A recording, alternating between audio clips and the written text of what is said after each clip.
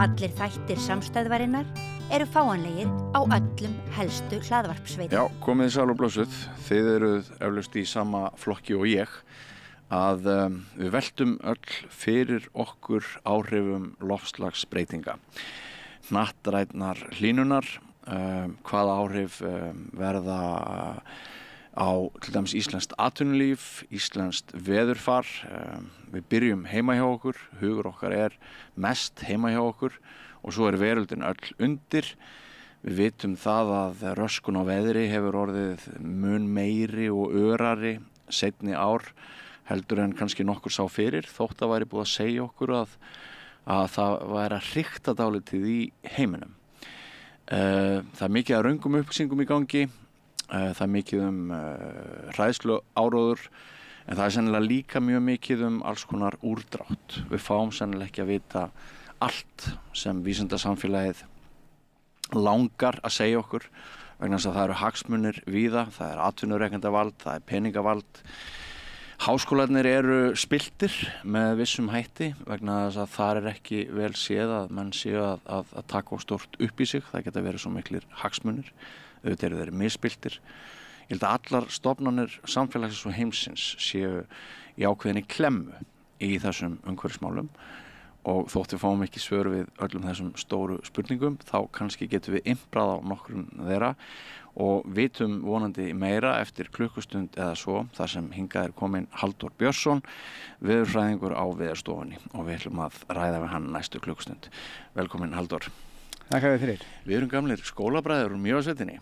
Já, ég held að við byrjað saman í 7 ára bekk saman, þá fyrsti bekkurinn og fram til 10 ára bekks. Já. Þá flutti ég. Já. Ég man að starffræðin var alltaf mjög merkileg þarna þegar við fengum alltaf 12 ára bekkja prófið Þannig að fyrst gastu kannski gert 20% af því og þá varst að fá 2 Og svo endum við á því að geta gert 65% af 12 ára bekkja prófinu. Það fannst mér bara ég man að þetta var ákveðin áfangi fyrir mér. Þetta hafði nú ekki gengið stórslisa laust Einhvern tímann fór ég ekki út úr húsi eitt vorið sem var svo reiður yfir einhvernig sem ég fékk. En núna ég hef oft hugsað þetta eftir á hvað voru menn eiginlega að hugsa, hverslags leti var þetta, nenni ekki að gera próf fyrir 8 ára krakka, ég fá bara próf 10 ára krakkana.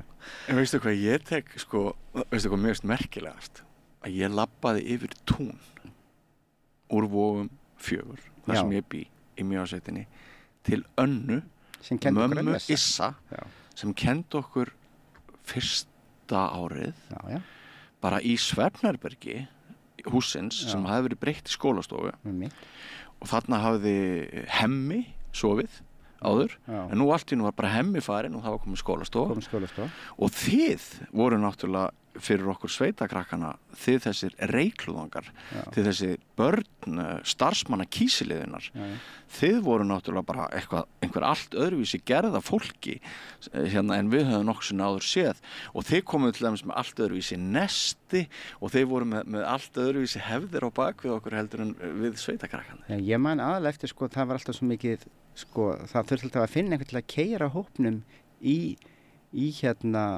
skólan. Við vorum kannski 5 eða 4 sem vorum að koma þarna úr hverfinu og þorpinu. Reykjavík þorpinu. Vorum þorpararnir. Og ég man eftir því að það var maður sem hét Jón Sigurðsson sem var svona góður Nonni Sig, góður kall sem átti góðan jeppa og hann hafði ofsalega gaman að því að keyra okkur og hann lét okkur alltaf fá að prófa. Og ég man að einu sem sagði við mig, þú mátt ekki standa á bensíngjöfni þegar við tökum beygju. Þetta voru góðir tímar, en ég man að þú varst góður í stærðfræði og ég man að það var svolítið keppni á milli okkar tveggja. Já, einmitt. Við vorum svona Ég held að við báði verið með 65% að þessu síðasta prófi sem ég man eftir. Svo kom við til Reykjavíkur og þá bara var alltaf einu próf sem voru miðuð við getu árgangsins. Það var bara alveg gátt hvað rugl er þetta? Á ég ekki að vita hvað er á næsta ári? Einhvern tíma fékk ég að taka, þá var ég í kannski 3. eða 4. bekk og þá var ég orðinn svo metnaðargjarn að ég fékk að glíma við námsefni sem var í 7. og 8. bekk. Og það var mjög mikið mæðurnar í sveitinni lögðu, af því ég tala mæður, ég sá pappa minn voða lítið, hann var bara alltaf út að vinna en mamma mín var í hópi þeirra mæðra sem að lögðu rosalega mikið upp úr því að maður yrði læs löngu áður en skólagangan hófst og það var mikill metnaður á mörgum heimilum þarna að halda manni vel við námsefni. Já, ég man að sko, mamma kendi mér að lesa af því að systkini mín voru farin að gera það og henni leist ekkert á það. Nei. Svo þetta var bara eiginlega svona rústabjörgun, sko. Já, en mamma þín er Iðunn Steinsdóttir og hún er kennari og hún átti svo eftir að kenna mér. Já, hún kendi síðan, hún kendi mér eitthvað pínlítið en mjög lítið, það var nú mest einhverjar aðrir. Hún forðaðist að kenna börnunum sína, sko. Einmitt. Og pabbi þinn, Björn Frið Finnsson, hann er forstjóri Kísiliðunar eða framkvæmdastjóri Kísiliðunar á þessum tíma, sennilega framkvæmdastjóri númer 2 eða hvað í sögu Já, Vésteinn var sá fyrsti, svo kemur hann þarna sem framkvæmdastjóri með honum, sko. Já. Og svo þegar Vésteinn fór á eftirlaun þá tók hann yfir. Já.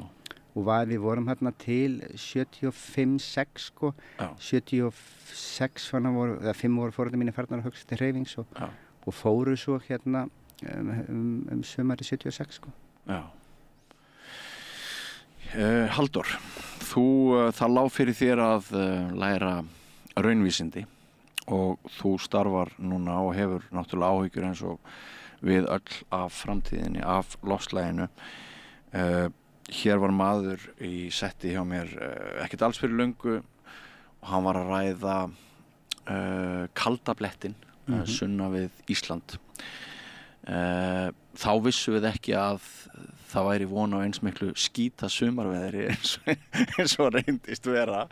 En ég man að þetta var Stefán Jón Hafstein sem hefur gefið út bókina Heimurinn eins og hann er og ég man að sko að hann var að tala um þennan möguleika hvort við myndum kannski sitja svolítið eftir og þróun í veðri yrði önnur hér en í kringum okkur.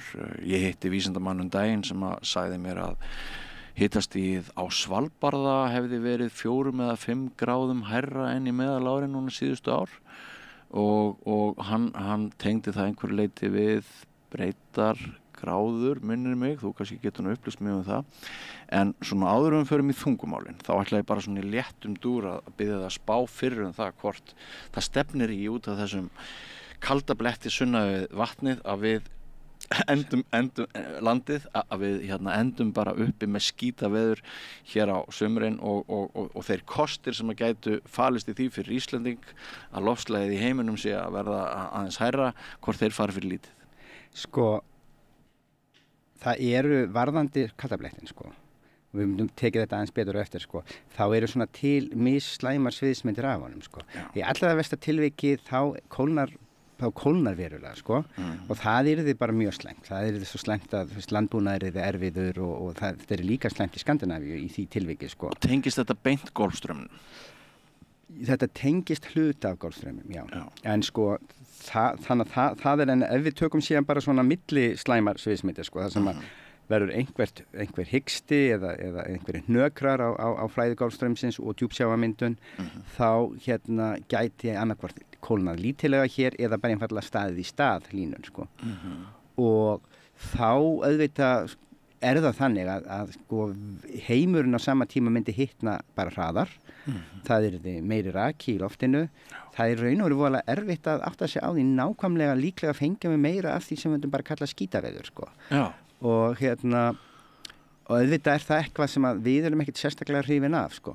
En af því þú segir sko, varandi Ísland, þá hefur mér dottið í hug, ég sá einhvers staðar að Norðmenn eru að farnir að auglýsa það sem þeir kalla coolcation eða köldfrí.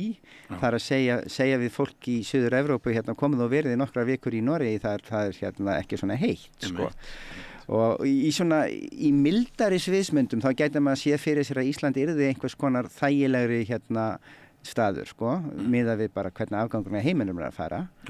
En en auðvitað í verstu sviðsmyndum erum við eða verstu tilvikum, þá myndi hér kólna það mikið að það er bara frekar óbærilegt held ég sko. Já, sko við erum að tala um að það safnast fyrir þarna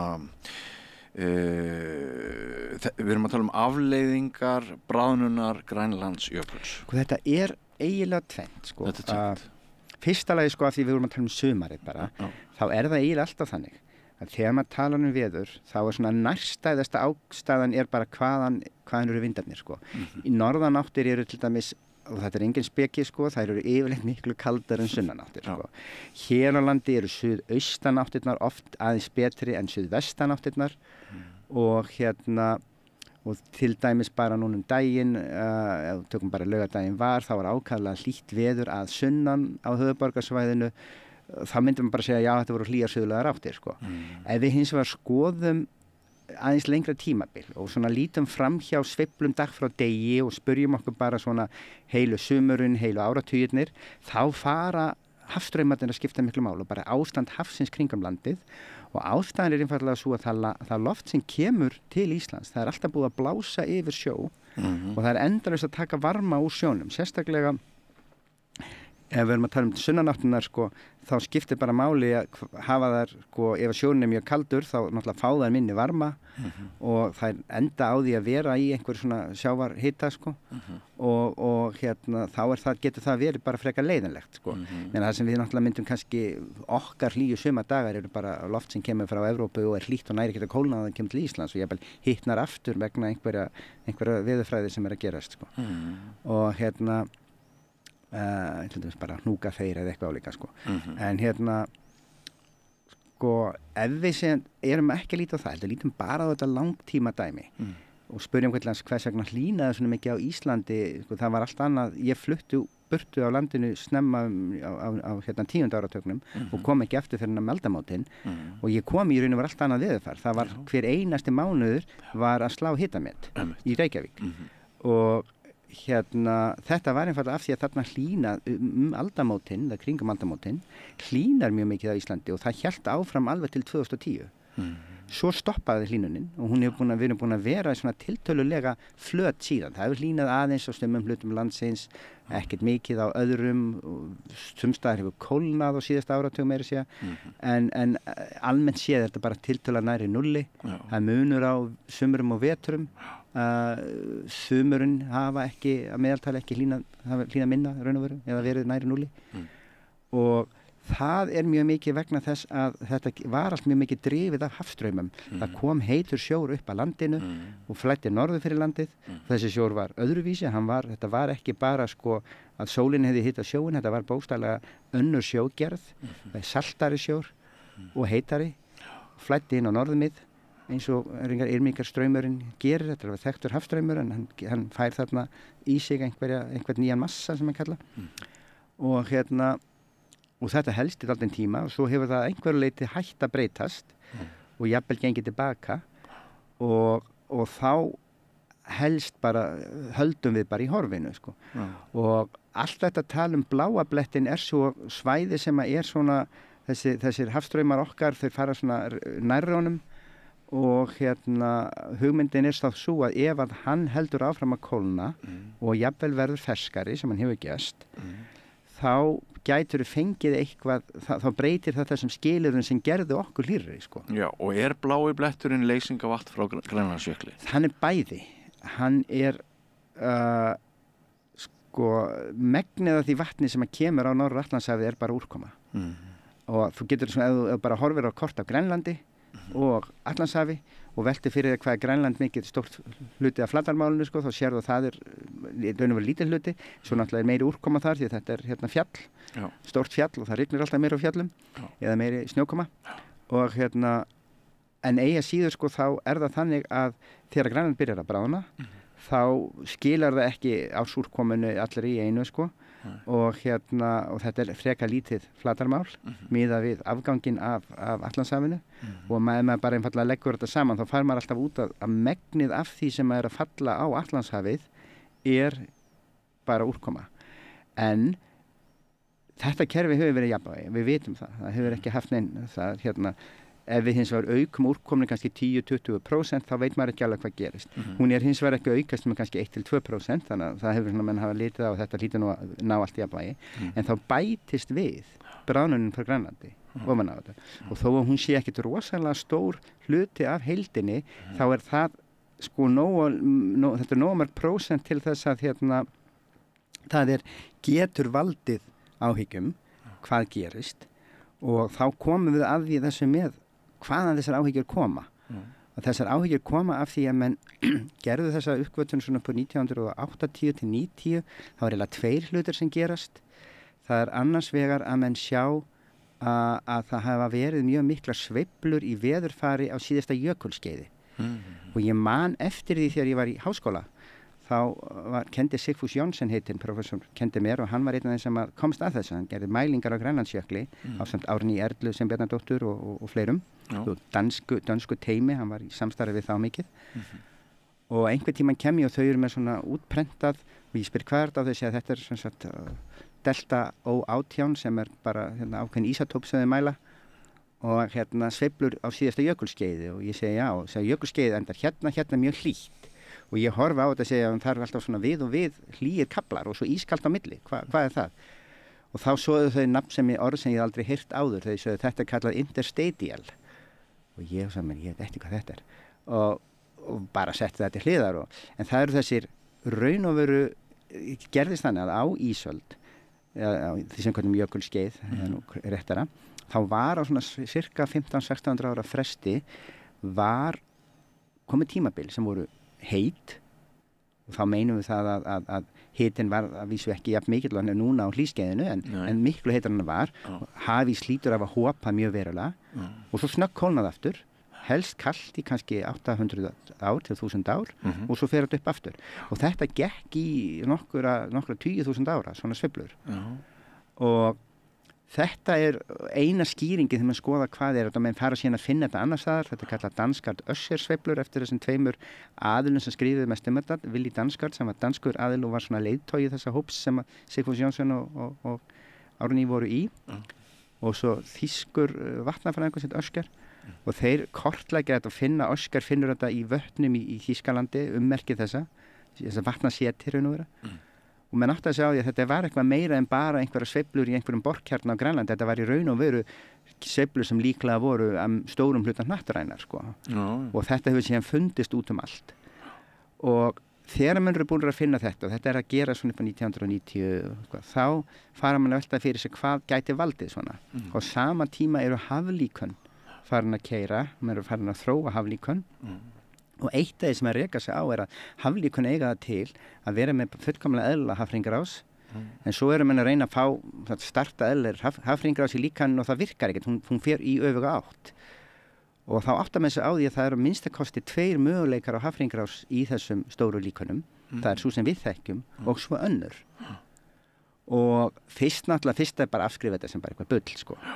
Svo fara mann að skoða þetta betur átt að sjá því það er raun og veru góðar ástæði fyrir því svona getur verið og þegar þú tengir þetta við síðan það sem mann hafa séð á jökulskeiði þá fara mann að velta fyrir sér getur verið að það séu hopp þarna milli þessara ólíku máta af hafhringrás og svo náttúrulega þegar eins og vísindi þróast alltaf menn átt að sjá að þeir eru nefnda miklu fleiri en bara 2 það eru til svona millistig og þannig við getum hugsa og þetta endar á því að menn svona fókuseruðu svo á fyrirbæri sem við köllum amok sem er bara djúpsjávarmyndun og þetta er hluti af því sem við kallum golfstrauminn oft. Golfstraumurinn er straumur sem flæðir norður og svo snýr hlutans, þessu flæði snýr aftur og það er allt í yfirborðinu en hlut af því myndar djúpsjó, blandast niður og flæðir til suðurs og reynda bara langt suður í höf og og sá armur er sá sem virðist vera óstöðugur. Skilar mjög miklum varma til norðurslóða en er óstöðugur. Og það sú fræðöll hafa sveiflast dálítið fram og aftur menn eru komnir á þá niðurstöðu að það þessi óstöðuleiki er til staðar en menn veit ekki hvað þarf til að tryggja þetta getur verið að við gerum eitthvað sem að fá að hafstraumana til að breytast og við förum í kalt ástand eða er þetta nógu stöð til að það gerist ekki og það er eiginlega svona kannski þar sem að hnífurinn stendur í kunni menn eru að deila erum við nærri einhverjum vendipunkt eða ekki og í sumum úttektum á þessu þá ef þú færð frá svona góðu ástandi yfir í kalt ástand þá byrjar á bláa blettinum vendipunktar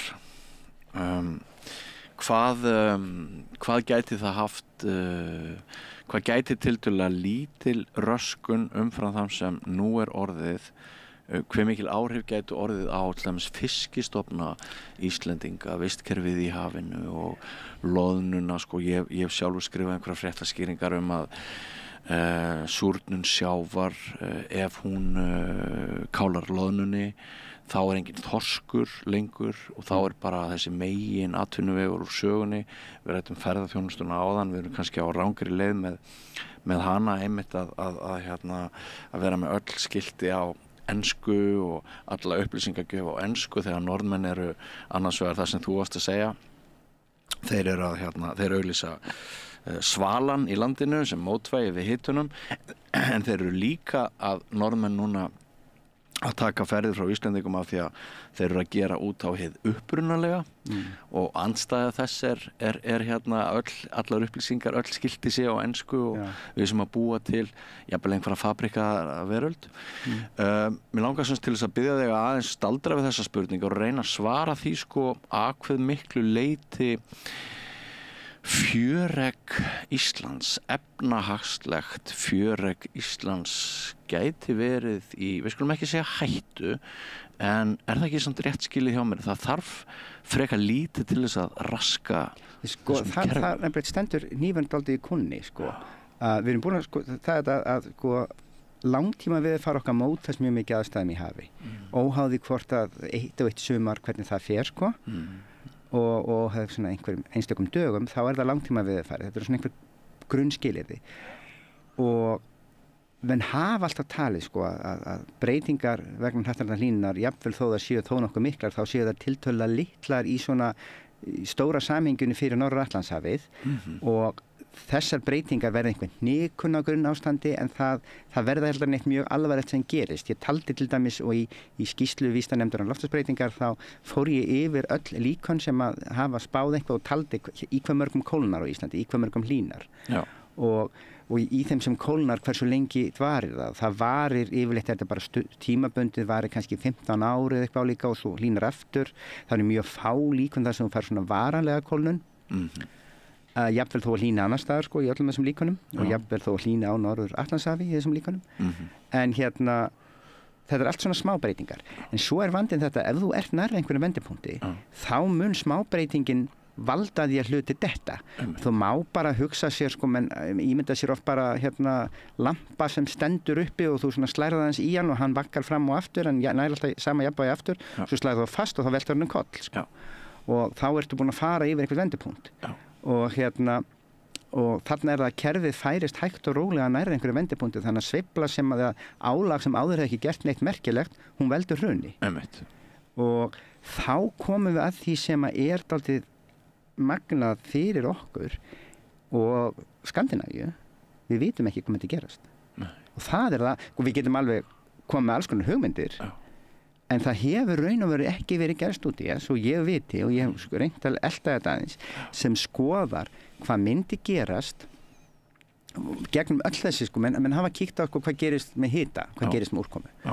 En hvaða áhrif hefur það á fiskgengd, hvaða áhrif hefur það á efnahag og efnahagslíf? Það hefur ekki verið gert. Það hefur ekki verið gert. Og það er aldrei magnað, sko. Það er það. Og og þetta er atriði sem að við reyndar erum að vinna að reyna að vekja athygli á þessu við með bréfaskriftum og ýmsu fleiru til ráðherranefndar og rætta við ráðamenn, sko, að þetta er eitthvað sem við þurfum að skoða, þó að þetta sé nú sennilega ólíklegt, því það er langt líklegast að það hlýni bara í heiminum, en þá, sko, þurfum við samt sem áður að skoða þannan möguleika, því að við þurfum, þetta er bara nákvæmlega eins og, sko, það var mjög ólíklegt að það myndi verða eldgos og fara hraun inn í Grindavík, sko. En þú þarft samt sem áður að vera búin að undirbúa það einhvern hátt, sko, fyrir því. Heldur betur. Sko, það sem við höfum verið að ræða hér á Íslandi er til dæmis skýrsla sem að minnir að þú hafir komið að, gott þú varst ekki aðalhöfundur, skriður á Íslandi, hvernig aukin úrkoma geti haft áhrif á hvar við byggjum húsin, brekkurnar við húsin, Hallamálta, og komst þú ekki? Ég kom ekki að þeirri það, ég hef komið að henni en ekki í ég hef það er alveg heil deild á Veðurstofunni sem sér ofanflóð, sko. Ég er ekki í henni en auðvitað vinn ég með þeim, en það er alveg rétt, sko, við höfum haft sérstaklega hvað varðar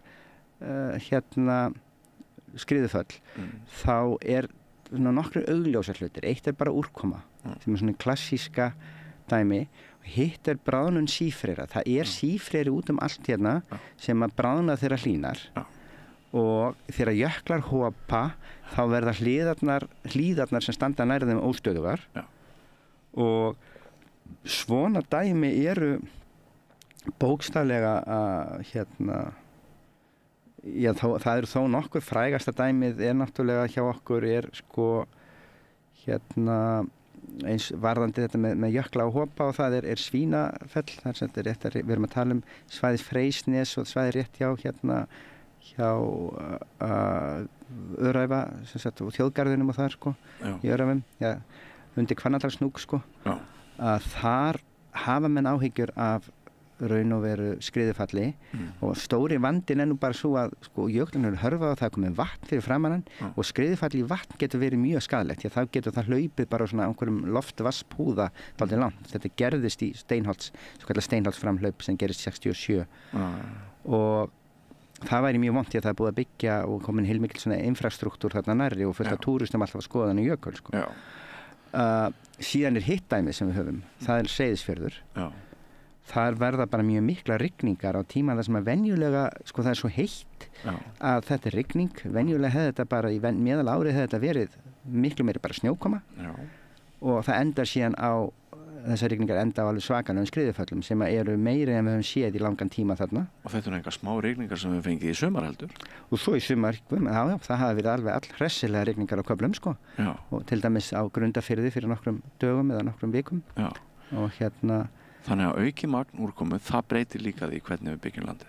Já, ákafart. Það líka þessi ákefð sko, sem við þurfum að hafa áhyggjur af. Og sífrerinn sem bráðnar, eru einhverjar byggðir, einhver þorp sem að Sko, það reyndar af því tölum sko sífreran, sko, mín vinna hefur mjög mikið snúið að ég ræða hvað gerist að hlýnar sko.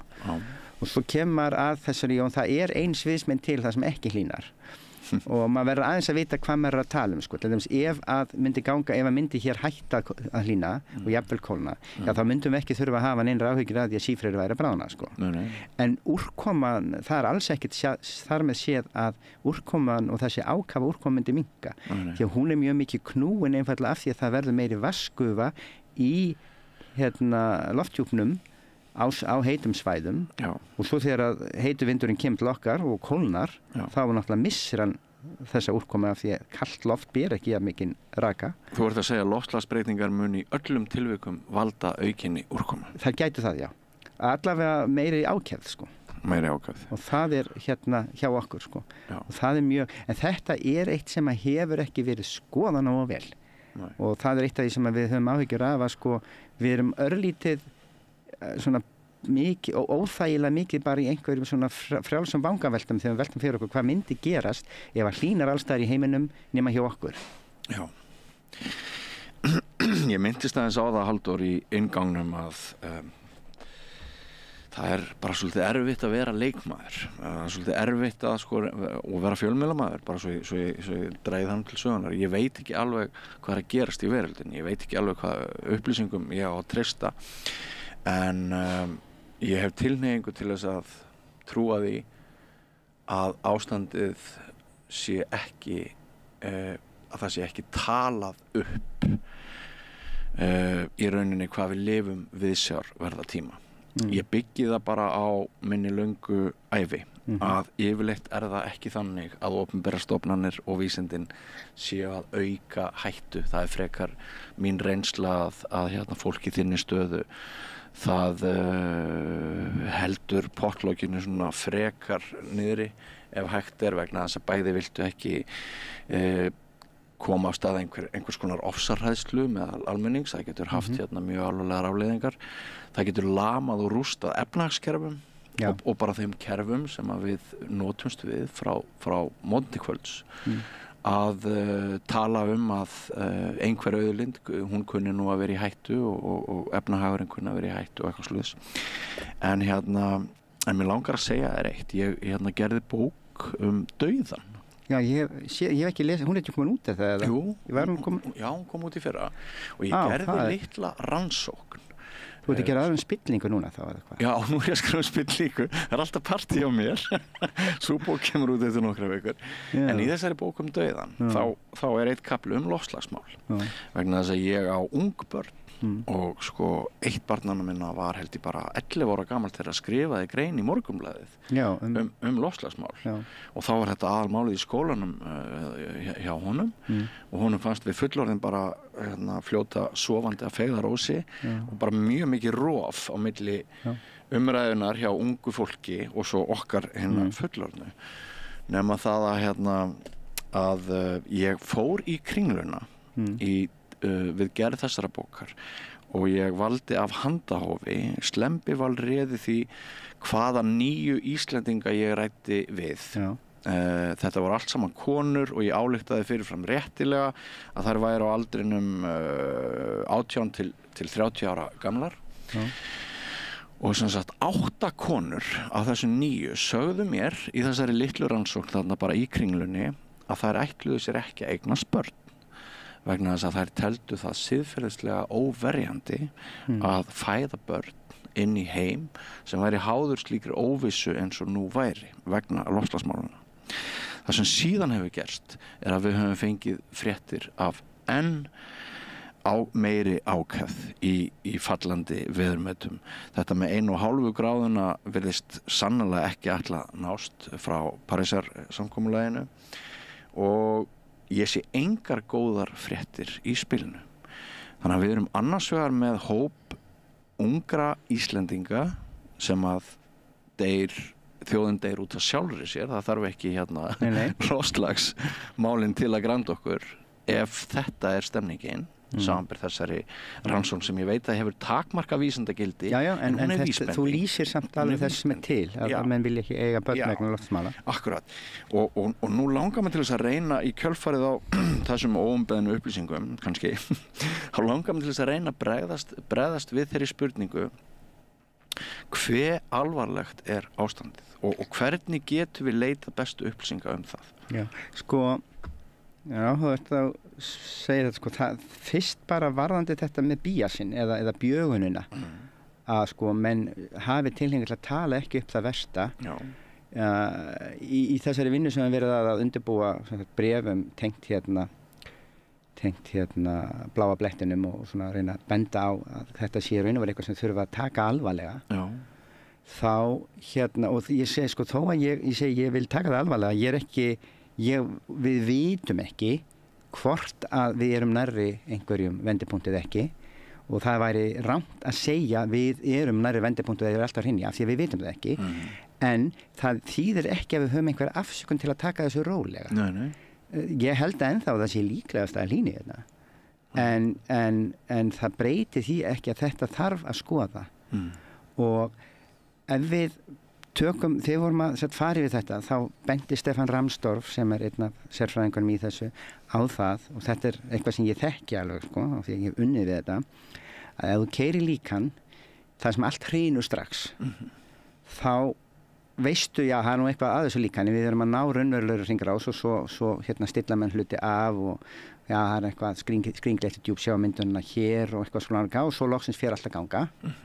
og þá segir menn flott en þá hefur það kannski ítt líkanu til þannig að það sé orðið óeðlilega stöðugt og það verður sjálfkrafa til ákveðin bías á þess að menn ætli sér það í það að gera öll líkanin stöður en þau kannski en raunveruleikin er þannig að það er til svo er hitt að menn séu stöð í yfirlýsingum óeðlilega varkárir og kannski kjósi að meta hluti alltaf svona frekar, ég bara segja með svona einhverjum sólglerugum og þetta sé allt nokkuð gott Af því að fólk hefur hagsmuni að því að Já, og kannski vilja síður vera stemplaðir sem einhverjir afstoppamenn eða í mínu fæi þá ég margstemplaður alarmisti sem mér alltaf þótt eins og maður með bilaða vekjaraklukku eða eitthvað líka Samt hefur þú nú ekki farið með neinum heiminskautum Nei, en þú veist það nægir þú talir og Stefán Jón Hafstein er miklu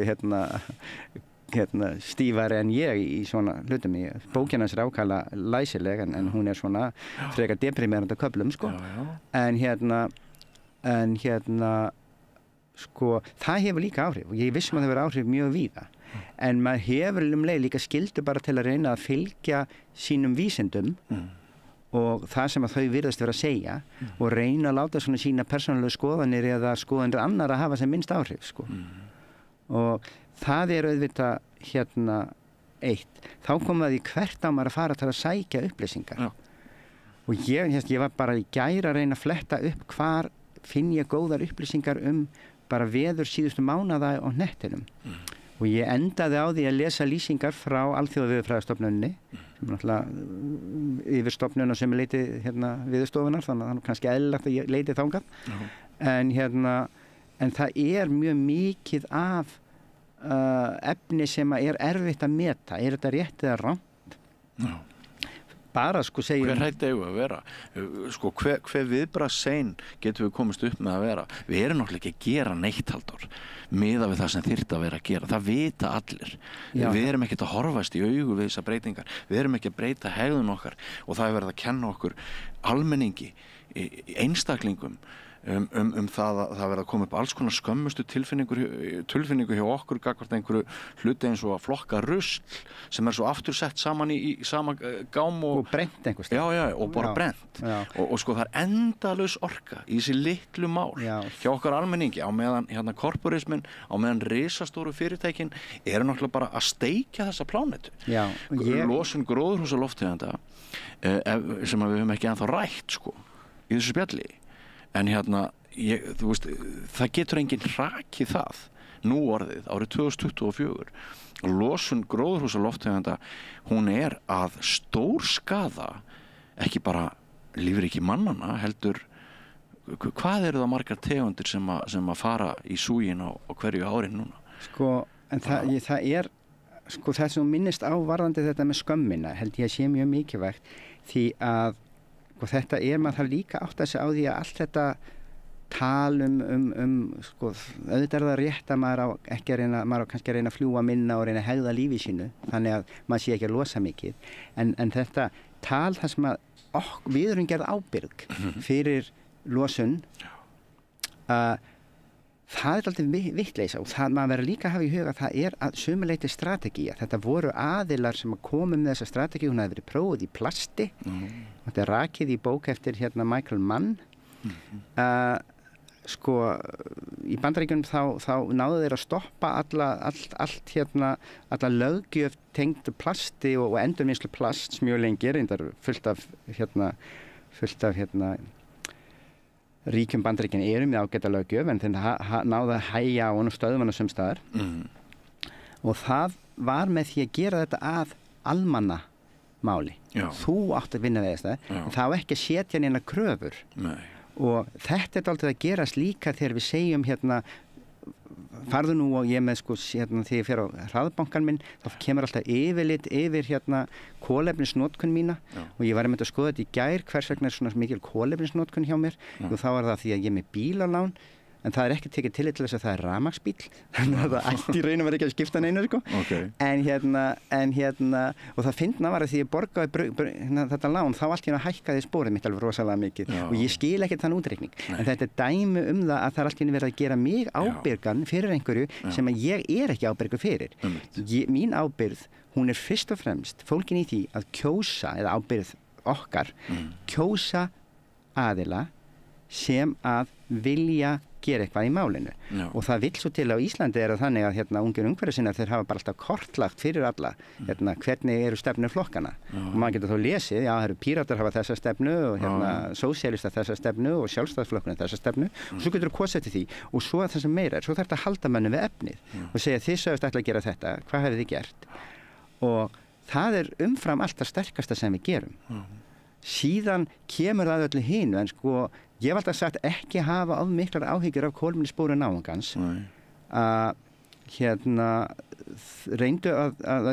reynum að lifa góðu lífi og allt það en umfram allt reynum að muna að þetta er kerfislægur vandi og hann þarf að leysa á því plani sem er kerfisplanið sko og ég hef leikið mér að því að reikna kolefnisspor mitt í ólíkum ferðum og svona, það kemur mjög oft hjá okkur þetta náttúrulega langa oftast bara flugið er stór þáttur sko Já, sko, við erum náttúrulega komin með fyrstu umhverfis flóttamennina sem að þurfa að leita norðar, það ekki, til dæmis íbúar Eyríkja sem sjórinn hefur hækkað? Jú, það er þetta alltaf umdeilt sko, hvað eru umhverfisflóttamenn og hvað eru ekki, því að þetta er nákvæmlega eins og við vorum að tala um nærstæðar ástæður sko, hjá okkur er alltaf vindurinn sko, en svo þú skoðar heildarmyndina þá er þetta kannski sjórinn líka.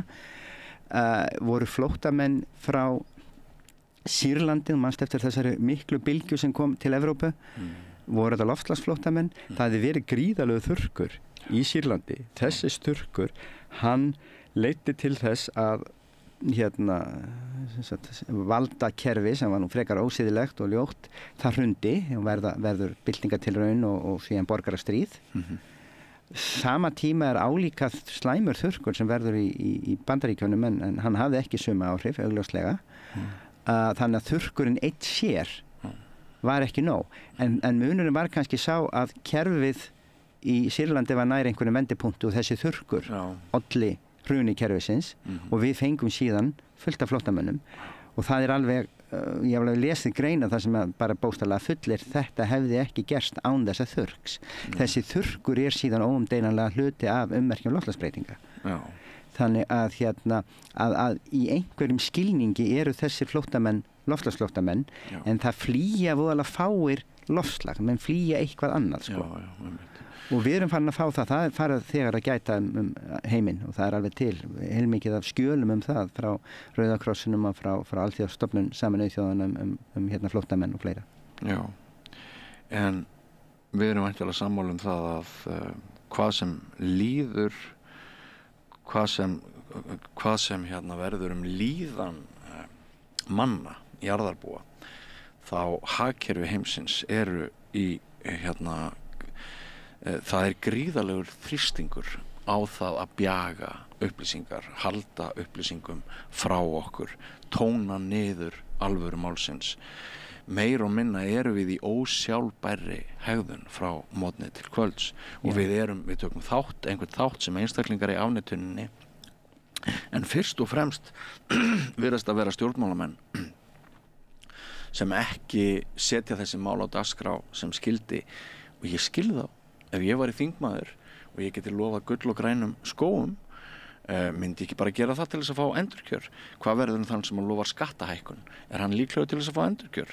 Hvað verður þann sem að segir, heyrðu, nú þurfum við að gera eitthvað róttækt í umhverfismálunum, við þurfum að, þetta hvatakerfi sem við hefur verið, það dugar ekki lengur. Við þurfum að fara að taka upp refsingar, við þurfum að taka upp miklu hærri skatta á þá sem menga mest og allt það. Er líklegt að ég fengi kosningu? Ég er ekki viss það alveg. Nei, og þá komum við líka að tala sko með ef þú nærð að haga allri umræðu, þannig að þetta sé alltaf, við horfumst aldrei í augu við það versta sem gæti gerst.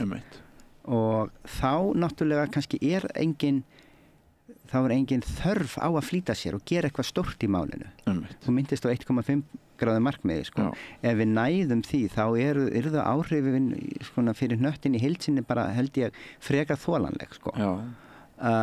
2 gráður, það verður fullt af hruni víða sko. Það verða þjóðríki sem munu hrynja. Það eru nú þegar þjóðríki sem við myndum flokka sem svona það sem Ameríkumenn kalla failed state. Já, og hér eru að tala um hækkun hitastigs í jörðinni ef einhver hefur mistað því. Já, 2 gráðu hækkun gæti, við erum nú yfirleitt að tala reyndar bara þurrka og úrkomubreitingar sko. Það er þær sem að valda þá þessu hruni sko. Og það er engin vafi á því að slíkt getur gerst og við gætum séð verulegar hamfarir bara svona á efnahagssviðinu þar sem að stór svæði í heiminum yrðu meira eða minna stjórnlaus. Og það er þá líka vandamál fyrir okkur hinn, því að við vitum bara hvað gerist í Sýrlandi, svo tökum það aftur sem dæmi, að þú færð mikinn flóttamannastraum. Þegar að þegar við ræðum þetta aldrei og þegar að þetta er alltaf tónað niður og við tölum bara svona, það er líklega mun nú ekkert alvarlegt gerast, það er ekkert heldur rámt sko. En leiðu þú gerir það, þá er málið að þá kannski tekstu ekki á við vandan og endar á því að það sem var ólíklegt að myndi gerast, það gerist af því að þú tókst aldrei á við vandan sko. En svo svona kannski bara aðeins í lokin svona til að reyna að gæta fleiri sjónarmiða, þá segja afneitunar-sinnarnir svokölluðu að sko ég og þú núna, við höfum hagsmuni af því að tala upp vandan. Þú vinnir við hann, þú ferð á fleiri ráðstefnur og bara hefur tekjur að því að það er vandamál í heiminum og þú ert að lesa það og ég fæ kannski meira áhorf á það að vera að tala um eitthvað sem er svolítið skuggalegt heldur en bara Jesú bróðir besti og allir hamingjusamar og framtíðinni björt sko. Hvað eigum við að segja við þessa dúta? Jú, sko þetta er í mínu tilviki, ég bara sagt, ég gerði þetta einu sinni að taka saman sko hvaðan hafa styrkir sem ég vinn við í mínu, ég stýrði á tímabili frekar svona stórum rannsóknarhópi, reyndar miklu minni hópi núna því við höfum breytt skipulaginu okkar aðeins, en sá hópur, stór hluti hans og þann sem að mesti peningun og mesta fjörið var alltaf veðurspá og veðurspáin er raun og veru og við erum endalaust í verkefnum og samvinnuverkefnum og fleira það sem að við erum að bæta veðurspá. Það er mjög oft notað sko, loftslagsbreytingar eru raun og veru svona ekkert nema bara algjört liðar áhuga efni í því sko, það er kannski minnstaður í umsókninni en þetta er ekki gert þeirra vegna. Þetta er gert af því að við viljum betri veðurspá og við erum núna í verkefnum tengt því á fullu sko. Þannig að gegnum tíðina þá hafa mínar tekjur verið mjög mikið eða sem sagt svona styrkir sem við fengið verið miklu meira tengdir veðurspám heldur en loftslagsbreytingum. Og reynda líka í svona vindorku, ég tók þátt í að útbúa sem kallað vindorku atlas, stundum er maður svona bökum hildar yfir því en við höfum gert það og þannig hefur verið notaður mikið af þessum aðilum sem eru að velta fyrir sér hvar á landinu væri sniðugt að setja upp vindorkuver og þannig að peningur og spurningin er það loftslagsmál? Í sjálfu sér ekki sko. Þegar við vorum að gera þetta vorum við alls ekkert að horfa á það sko. Þannig að sko þetta svona mitt svar er sko kannski fyrir það eru örugglega einhverjir sem hafa haft mjög mikla tekjur af þessu en það er allavega ekki satt í mínu tilviki persónulega sko. Og ég væri fullkomlega ánægður að ef þetta væri bara ekkert að gera sko, ég hefði eitthvað annað að gera sko. En það breytir því ekki auðvitað allir með skýrsla sem að ég er með vísindanefndar loftslagsbreytingar. Þetta er 3. skýrslan sem ég kem af, 4. skýrsla vísindanefndar og þetta er mikill doðrantur. Það hafa auðvitað farið mörg ára af minni vinnu í þetta. Þannig að auðvitað er það er einhverja tekjur sem komu þar en ég hefði alveg pottþétt haft eitthvað alveg nóg að gera við eitthvað annað sko, það hefði ekki komið til. En finnst þér fjölmiðlun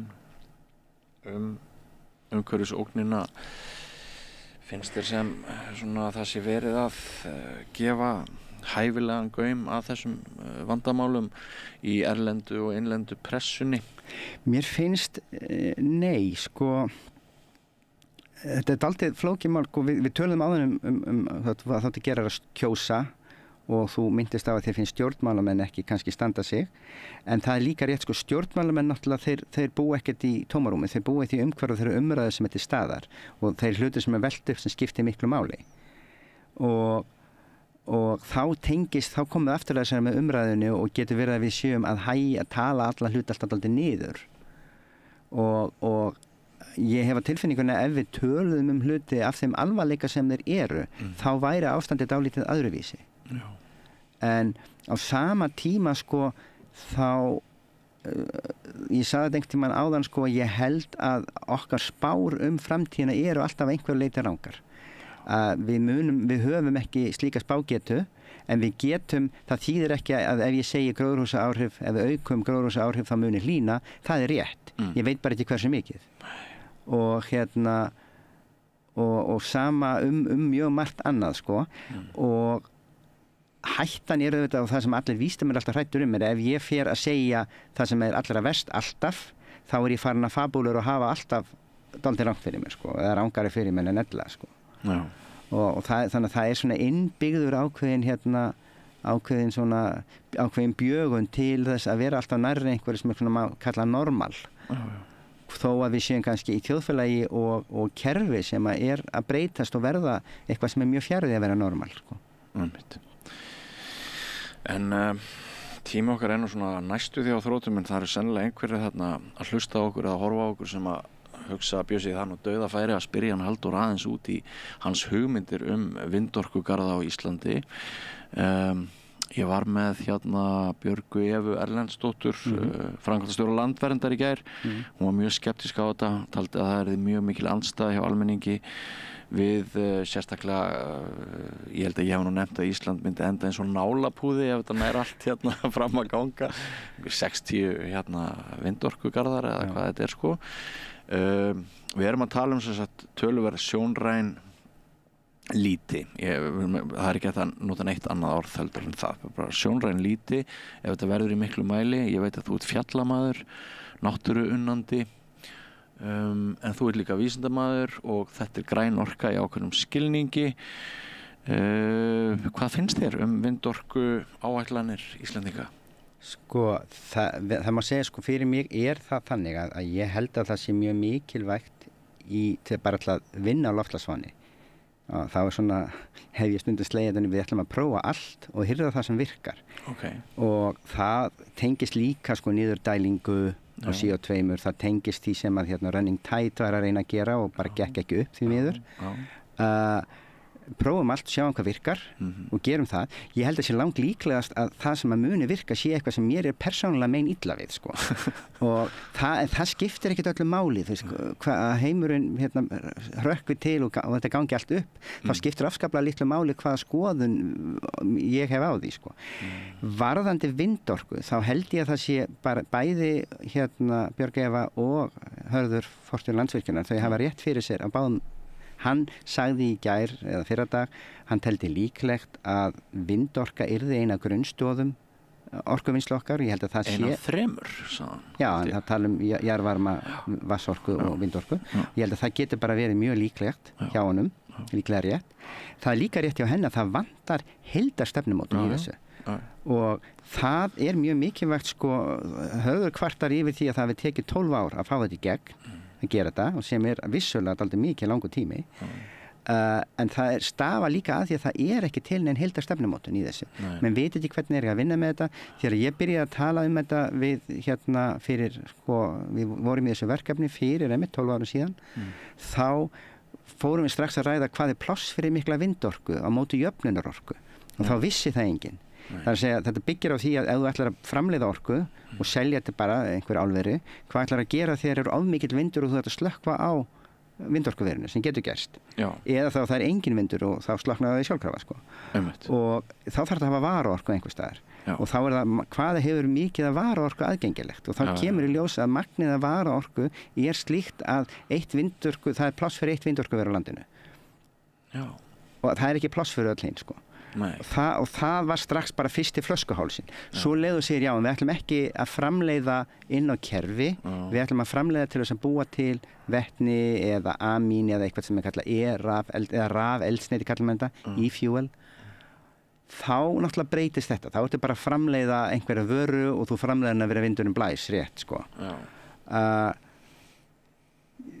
Ég svo sem sko þarf að sjá það, ég þekki þau plön ekki nógu vel sko, en það er pínlítið með þetta eins og hérna síðan sko notkun á fersku vatni, það er svona önnur auðlind sem við höfum, það er allt í einu komin plönum á sumstaðar að nota svo mikið af fersku vatni að það rignir engan veginn nógu mikið þessu svæði til þess að standa undir því sko, og þá er þetta þannig að menn er að leggja fram hugmyndir til að reyna að tryggja sér einhverja stöðu. Það munu aldrei allar ganga eftir. Sko.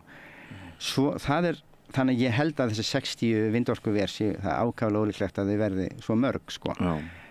Hitt er svo annað. Ef þú skoðar vindorku í heiminum, hvar er mest vindorka, þá er langmest vindorka á sjó. Og það fer dálítið mikið eftir í hvað ætla menn að gera við þessa vindorku, rafefnaeldsneytis framleiðsla sem er svona bara gengur þegar vindurinn blæs, það má alveg færa rök fyrir því að það sé heppilegar og hún sé á landi. En ef þú ert að framleiða fyrir sko stóran raforkumarkað eins og Evrópu, þá er líklega betra að vera bara út á sjó einhvers staðar í norðursjónum eða eitthvað álíka sko, þar er að jafnaði meiri vindur. Og ég held að það muni nú sko þróunin á síðustu árum hefur verið mjög mikið í að bæta vindorku vindorkureikninga á sjó eða vindorkuframleiðsla sjó og mér kemur ekkert óvart að stór hluti af þessu svona vindorkumálum þetta færist mjög mikið þangað og þá kom upp bara önnur vandamál og en allavega verður ekki sama svona vandamál að mönnum finnst þetta að vera fyrir sér sko. Nei, en Ísland rokraskat í ákveðnum skilningi ekki satt þetta og hentar sæmilega. Ein af niðurstöðum okkar að þetta í þessu verkefni sem við gerðum var sko að við erum með eina bestu vind skilyrðum Evrópu. Við erum hins vegar ekki tengd Evrópu og það alltaf hluti vandans og sko það ekkert víst að það muni nokkuð tíma að borga sig að tengja okkur Evrópu. Það einfaldlega alveg svakalega dýrt. Tæknin til þess að gera það þegar hún orðin nógu ódýr, þá myndu sennilega ekkert einu sinni fara til Íslands með strenginn. Þú mynd bara fara út á haf einhvers staðar í kringum Írland sko, og gera þetta þar sko. Það styttra. Sigmundur Davíð hefur nú heldur betur vaxið ásmegin í fylgismælingum undanfarið. Hann var nú einna fyrstur til þess að tala sæstreng og Já, það var á tímabili. Bretar höfðu mikinn áhuga að gera sæstrenginga. Það var ekkert voðalega raunsæ hugmyndir sko. En ekki á þeim tíma sko.